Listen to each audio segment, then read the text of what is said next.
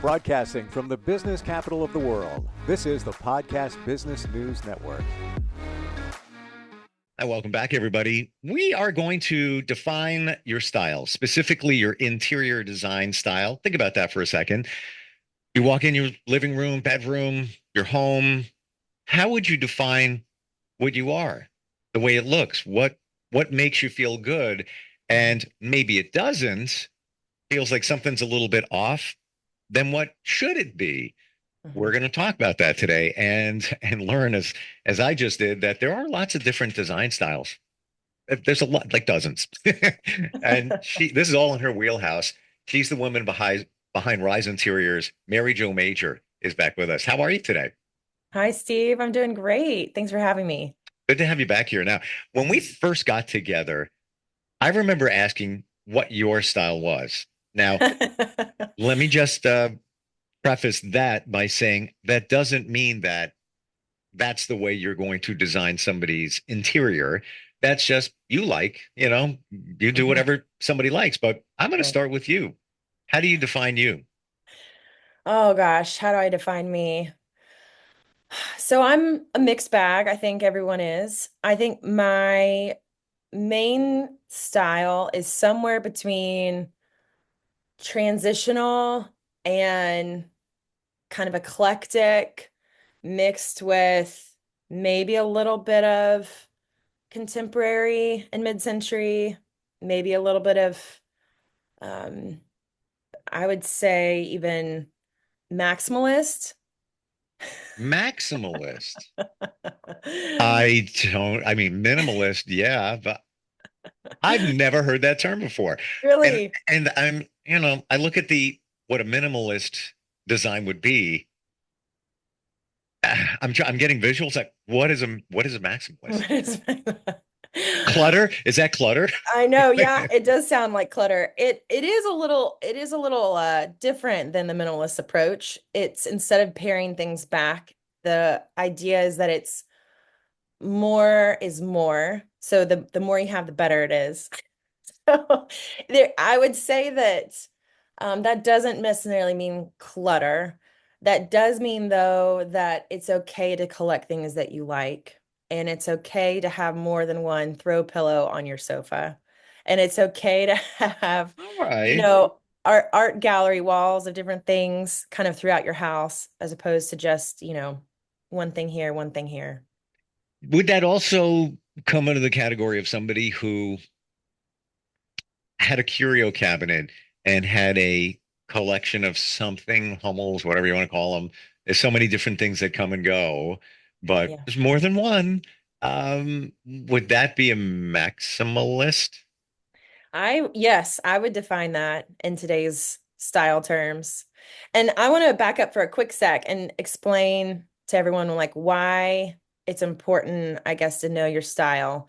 Because I think that a lot of people, whenever they look at catalogs or, they go into someone else's house and they say, oh, I love how this looks, or I love, you know, how they arrange certain things or what they did here, there's then this kind of inner reflection of, okay, so if I like that, what does that mean for my own house? Or what does that mean for what I have now? And there's usually a little bit of confusion of, okay, well, if I like this, am I allowed to also like, the things that I have already? Because I think you people will find that if they like something different, there is the difference between liking something and wanting it in your own house. But if they do want it in their own house, a lot of times I think people get frustrated because they don't feel like they can merge everything together. And so I would encourage everyone that there is a recipe to what you like and all the different styles that get put together. It's just a matter of how much you see of one thing. So I would say, though, that we're all, like myself, we're all kind of made up of different stuff. We all, you might have a curio cabinet full of little tchotchkes, but then over here, you might have really ornate kind of damask, which are those like really ornate kind of floral kind of patterns you'd see like in Versailles, those kind of mixed on like some sort of straight back sofa mixed Hmm. with a really, contemporary table lamp. I don't know. There's a bunch of different things that you can kind of mix together. But yeah, I just want to, I guess, say that you can do it all. It's a matter of how you mix it. I am not a maximalist. Somehow I kind of picked up on that. I'm just not. Yeah. Doesn't mean I don't have multiple throw pillows. If you looked on my bed, I have multiple pillows. I never use them. Sometimes I want to prop it up and then, I'll just grab them. That's where they come in handy. Other than that, Yeah. um, but having moved in the last couple of years, that better defined my style because you get rid of stuff and um, I definitely need to put pictures up. I gotta, I have them. I just haven't done it. Give us some of the other styles that are floating out there. Yes, I'd love to, yeah, tell you kind of some, and these are just, I would even say these don't even encompass them all, but these are some basic ones. All right, so what I'm gonna do, Steve, I'm gonna kind of list them out and then we can circle back. So, um, Southern traditional, Palm Beach, mid-century modern, neo-industrial, traditional, transitional, maximalist, Scandinavian, Mm, farmhouse, Americana, rustic, minimalist, bohemian. There's still a few more. wow. Mediterranean, French country, eclectic, 70s revival, English cottage, handful more. Art Deco, modern farmhouse, contemporary, Regency, coastal. And the last two are called Grand Millennial, and then another one that's called Memphis. So that's Wow. that I listed out about 25, and believe it or not, other people would kind of define even more, but that's broad brushstrokes, kind of a whole bunch of them. Wow. Interesting. Like seriously mean interesting. Even thinking about those names and what they would look like in a home. Mm-hmm. And I was waiting. I love the water. And I gravitate toward more if I could do a Caribbean vibe. Would that be Yeah. coastal? Would that come into the category? Yes, I would say that's coastal. I would Okay. say it depends on to how I guess exaggerated you also want some detail. So let's just say you like the sea colors in your house. And I know you're a minimal guy, so you probably just want it to be kind of really serene and lots of white furniture, maybe. But let's just say you did want something that looked a little bit, bolder. I would say that Palm Beach style, which is it has colorful prints. It has those sea colors that are more saturated. It uses like scallops on stuff, where those scallops are those kind of those looks like a Yep, little yep. bit. Yeah, Totally yeah. gotcha. And yeah, woven texture. So anyway, all that yeah, would be like an extra take on the coastal. Mm. I find it fascinating. I really do. Because I there's different and they say, you shouldn't put a label on somebody or something, but it helps you get your mind in a certain wheelhouse. And just using as an example, my affinity for the Caribbean, that doesn't mean that like you said, light furniture. My bedroom is dark furniture. That's It's right. it's a darker look, but around it is light. And Mhm. I just inherited these sort of whitewash floors, laminates that have that. So, Yeah, it's kind of a whitish grayish kind of look to it. And right. the window's very open. Um, but you might not think that that's Caribbean. Yes, I have some, tropical looking plants in there. And there's a peaked coral that I got, like that Yeah. big on the Yeah. nightstand. But there's different variations of it. And what you think is might not be what you think it is. Right? Right. Well, and you probably, you're probably mixed in with a few other things. So you also may tend towards more modern because there is, I feel like the Caribbean look that's very, ornate, right? There's the carved, all this carved wood and all this really like a lot more heavy texture. Yes. The Yes. Caribbean, so versus the modern look doesn't have all that carved wood. It's much sleeker, it's simpler. And then even, what you back to earlier, the minimalist, it means that light plays a big part in the room because there's Ah. not as many things in the room. Light's a big factor. Wow, you just hit something. And love the bedroom, lots of light. Living room, not lots of light. Yeah, there's a sliding door, but it doesn't illuminate like the bedroom does. And I think you've nailed why I don't like my living room, even though it's minimalistic and the colors are all Yeah. right. It needs Yeah. it needs work, but that's the one thing that's missing. Yeah. Side note, my daughter doesn't like a lot of light. Okay. A lot of teenagers like it dark. So, I'll come home They can and look at their phones. never thought of that. That right. But I'll come home and all the blinds are closed and I'm like, oh no, no, I just need light. Right, right, right. Yeah. And then she uses the excuse like, I don't want anybody looking at me. Nobody can see.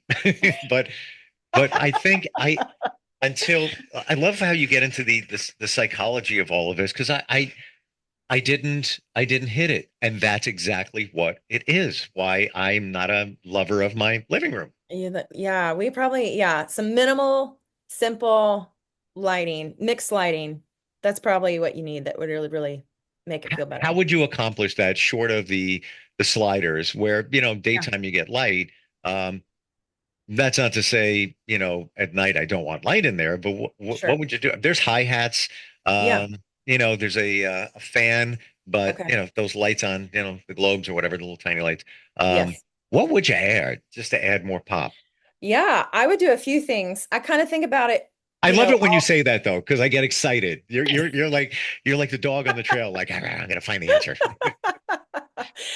Yeah, so I would just think about every single kind of surface in your house. So the floor, wall, ceiling. So if you already have lighting in your ceiling and it sounds like you have kind of all over lighting and then as well as a fixture, think about the walls. You can always add a wall sconce or you can always add some sort of light that is, on the wall somehow. And Okay. then Hmm. yeah, so sometimes people will have a picture light is what they call it, where it's above a specific piece of artwork that's kind of casting light on that piece or on that area of the wall.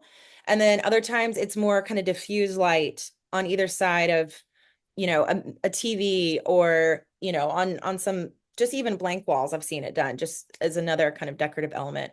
So I Hmm. would definitely add something on the walls. And then in terms of accent lighting, I definitely think you can add, it's really easy to add floor lamps or table lamps, depending on kind of what you prefer.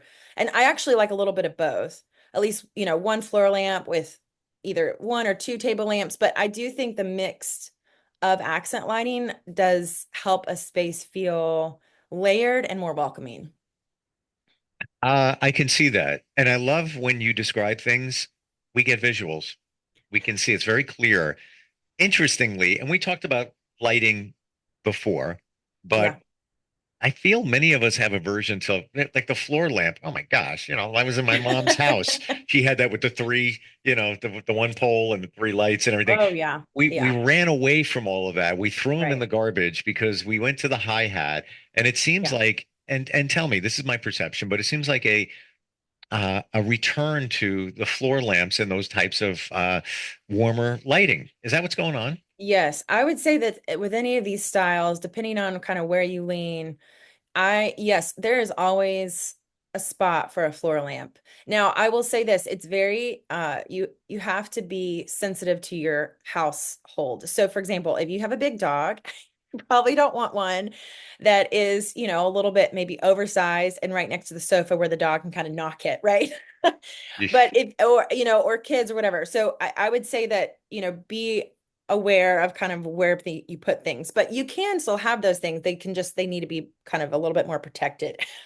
But I would say that yes, I really am a fan of either floor lamps or table lamps, something again to kind of add some accent lighting in the space. And so I think where you're going to be sitting to read or even having conversation at night. I know a bunch of my clients actually don't like to turn on their hi-hats, their recess cans. They like to keep them off at night and just have on their lamps to kind of have that more ambient, just, yeah, kind of a nighttime glow as opposed to the light on.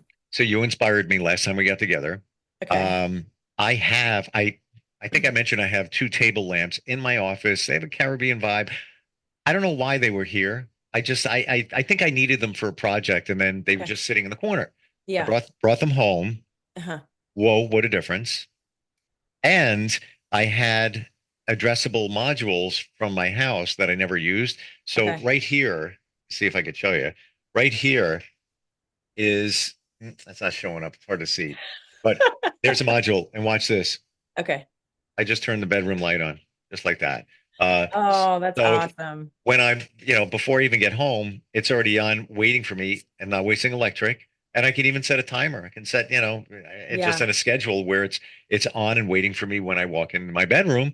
Um, but what a difference. Like what a difference. Yeah, you're not fumbling around to find Mm, a switch to figure out, yeah, how to make sure you don't knock over your shoes or something. That's great. I'm yeah. excited for you. Uh, That's like a little thing that makes a big difference. oh my gosh, it does. And honestly, it sounds ridiculous, but there's no wall switch on that lamp. So to walk over, especially if you don't turn the other lights on, it's in the dark and you're like, all I got to do is press the button. And before I go to bed, lazy slug in my bed. I'm like, "Ah, just press the button and shut that light off instead opposed to trying to find the switch. Um, let's go That's back to great. styles. Back to Sure, yeah. styles. Yeah. Bohemian. Bohemian. Bohemian. What Yes. do you think that feels like? So that's more of kind of like a global influence mix, with kind of like this artful mismatched approach. So if you think about, a few years ago, there was a trend. I don't know if you saw it. It was like these Moroccan kind of leather poofs, like these little ottomans that a lot of people were buying. They Okay. were at a bunch of different retailers. They were at Restoration Hardware. They were at big names and small names. They were like these circular, yeah, ottomans with like this white stitching on the top, and they came in all different colors of leathers and stuff. So I think things that are from maybe Morocco or from even like the Caribbean or South America, all these different kind of cultures, think of these really colorful blankets mixed with like, one side table that is like let's just say it's wood with like wood bamboo with glass on top. And the other one is this lacquered Chinese, or Asian inspired wood carved table, like it has all these different elements. And most of the time, someone who's bohemian not only appreciates all these different things, but they have some sort of meaning. Hmm. So, yeah. Interesting. Yeah. And I'm seeing the visual of that the Ottoman. Yes. When I Okay. think about it, yeah. Haven't seen it in a Yeah. while though. Right. Yeah. It was a huge thing. I can't recall how long ago. It's been a while. Maybe it's, yeah, close to at least over 5 years ago. But yes, that was, I would say, a bohemian accent that was incorporated in a lot of like people's homes, just because, yeah, it was very much of a global style that, compared to traditional elements, it was pretty different. So But I'm sorry, go ahead. well, I was just gonna say, you know, if you back, this is a good example. So I would see specifically like that Moroccan style poof mixed with really traditional pieces of furniture and someone's house that maybe had gingham curtains and a Victorian style whatever lamp. They had these mixes of all these different things. And I think what scares people is this idea that if they have all those things mixed together, then it won't look good, right? Then it will look Mm. somehow mismatched and whatever else. And so I think the thing that I like the most about that trend is that it was very easy to see how this was something that might ordinarily not quote unquote work, but because it was paired, the different colors and textures, other things were all balanced off, it still looked really good together. Mm. You said gingham. I did. I haven't heard Yes. that in like forever. That's funny. You Wow. know, Steve, it's back. I don't know if you've seen it around plaid, gingham, all those kind of stripes, the No, I things that, haven't. No, no, the not Ralph yet. Lauren had back in the day. It's Wow. just like fashion, I think design is it's very much like fashion where there's things that kind of go up and down, right? Of what's in, what's out. It Cool. just takes the arc is a little bit longer. Right. So for example, Art Deco was from like, the 1920, it lasted, I don't know how long, almost 20 years. Same thing with like mid-century modern. Like people think of mid-century modern as like the mid 40s through, I think it's like the early 70s or something like that. So that's like, I mean, what, almost 30 years. Yeah. But all those things, even though they were a style or a trend, it doesn't mean that they don't look good now. It's just, again, how you kind of can make them feel a little bit more modern. So you just brought a flash in my mind. I went to a distillery for a friend's birthday. It's Okay. really nice. That wasn't even far away. I thought it was just they had a counter and you sample stuff. No, they had a back room, and my first takeaway was, and I'm in the 70s again. It was the certain style of the chairs.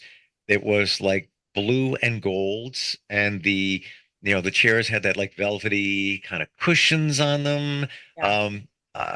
There was a lot of gold around, but that's what I was feeling. Is that back? Yes, it is. Yes, the deep kind of jewel tones is definitely That's it's what it was. definitely back. Yeah, and um yeah, I feel like I think we talked about this earlier, this idea of kind of wall-to-wall carpeting coming back. But yeah, the like my client, I had recently had a client who did the wall-to-wall carpeting, and she specifically um wanted a shag rug. She wanted something fluffy. So I would consider that, let's just say, kind of a 1970s thing. But also I don't know if you noticed in the news, because I know you're super attuned with the design news these days. Go. What do you got? The Pantone color of the year, which Pantone, for those who don't Oh, know, I is got you. Oh, 5 seconds. I know, yeah. Yeah, for those who don't know, it's kind of like the person, the group that dictates all the other colors throughout all industries, kind of what's going to be the colors for each industry throughout all the global, national, whatever colors. And the color of the year that's for 2025 is like a brown color. It's It's like a milk chocolate. I didn't Google this. I want you to know. Uh, I'm no, hold on. all right, okay. I saw this and sent it to myself. I'm actually looking at my sent emails. Okay. Pantone's color of the year is mocha mousse, Yep. and it's somewhat a lighter brown. But the challenge here is people think they're calling it poop. Yeah, it's hard because I think the brown tones got that name for a long time. Yeah, People categorize those brown colors as poop forever. So it's a little bit of like, oh, really? It's, for example, you know how when flare jeans were really in and then they were really out, the kind of this back and forth oh mix. yeah, then skinny jeans were in. Now Yes. now if you wear skinny jeans, you're totally out. By the way, I'm going to say it right here. I don't care what generation Z, what it says. I love skinny jeans I'm wearing right now, and I I like it. think you're fine with skinny jeans. Yes, I like skinny jeans too. Yeah, the baggy pants from the 19, Yes, 90s are totally in. yes. So, yeah. In fact, I saw something that looked like it was out of Clueless the other day, the movie, and I was just like, oh my gosh, this is so weird that this is this person's real outfit. That's not from the movie. So yeah, I think that those colors, they go back to what I think we talked about in a recent episode of kind of the overarching, one of the trends, which is this idea of kind of making home feel cozier and wanting it to have more of those earth tones in it, wanting to kind of feel grounded in a way. If you're talking about the philosophy behind these kind of colors and why people are gravitating towards them. I Sure. mean, yeah, Kim Kardashian clearly was on top of it. She's had these brown colors for a long time, but yeah, I do think that people want something that feels natural and feels, that they can kind of manipulate it however they want. And yeah, and it sounds weird to say, but it's like a safe color. Which color is safe? Like the brown Okay, all tones. right. I Like as guess opposed so. as opposed to, like, think about fire and engine red and the color brown. Like, which would you say is a safe color? Obviously brown. It's a muted, it's an earth tone. Yeah. I think you can put more with that, match more with that than that fire engine red. Yes. Um, but like, to your point though, you got to be careful in some of those browns because they just might look drabby. It can. And I would say that when I've seen it done really well, people kind of go for the really deep saturated tones and they kind of go for it in a certain texture. So they do a really deep chocolate velvet, or they'll do a Okay. really high gloss. Like, I'm talking where it looks like, you could reflect yourself in it, paint on the walls in that brown. I saw a dining room where the walls, the ceiling, the trim, everything on the wall, like everything was painted in a high gloss brown color. And then the dining room itself had these really beautiful blue chairs and the light fixture, like, and it just kind of I- glistened and it was beautiful. It was beautiful. But again, it's very different than what I think you and I are used to seeing in terms of the poop brown. 100%. And I would love to see what that looks like, that glossy brown, because it Yeah. sounds kind of cool, but at the same Yeah. time, maybe not for the faint of heart, but I'd have to see it Right. before. Like if you told me, "Hey, Steve, I got a great idea. I'd have to say, Mary Jo, I love you. I got to see it. I got to see it somewhere. Send me a picture. I know, whatever it is. I Yeah. know. Well, Uh, and trusting your designer is a big component because your 100 designers are going to 100 billion take you percent. to this cliff that you do not want to jump off. You're like, I don't think this is going to look good. I'm scared to death. And that's the whole reason why you hire me, is so that I Yes. can actually hold your hand, and I'm going to tell you, you're not going to fall. I'm going to be right here. We're going to have fun. This is going to look really good. You will love it. You just have to trust me. So Yeah, but at the same time, you may be standing at that cliff afraid to jump, but you've got a parachute on your that's client, right. and That's right. We're not it'll going be to a fall. beautiful, descending down to wherever you're going to Yes. land. Yes. The way we do that You'll is land in paradise. you land in paradise. Thank you. Riseinteriors.co is where Yes. it starts. And That's Mary right. Jo, always a pleasure. Learn so much. Thank you. I can't get poop out of my mind. And Well, it's moose. Think of moose. moose, thank Stick it you. out your head. It's moose. It's moose. Yes, it's You moose. still eat chocolate pudding. You still eat, moose, even though it's brown. So Point just point imagine it's taken. a dessert. Well, actually, my chocolate pudding is dark chocolate, so it's Okay, well, that's there it's you that, go. that shade you mentioned before. All That's right. right. Thanks for Okay. today. We'll catch up soon. Okay. Thanks so much, Steve. We'll be right back.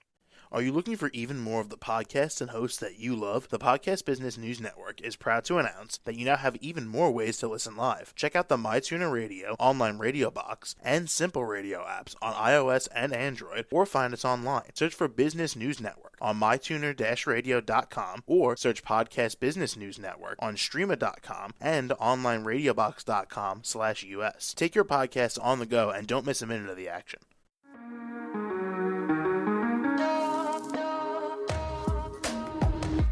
Broadcasting from the business capital of the world, this is the Podcast Business News Network.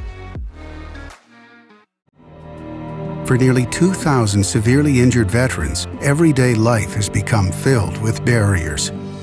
Day-to-day simple tasks can become pretty daunting. I have to carry my chair up 2 flights of steps or have somebody do it for me. What scares me the most is just the falling. When I'm struggling with my house, I think, to have that one great barrier just knocked down, it's crucial. Home for Our Troops is a wonderful nonprofit that builds a mortgage-free, fully adaptive, handicap-accessible house. And there's no catch. It'll be our very first home that we've ever owned. This is a game changer. This is where your life begins again. We need you to join us in completing this important mission. Please visit hfotusa.org and help build homes and rebuild lives. Because of you, everything's going to be okay.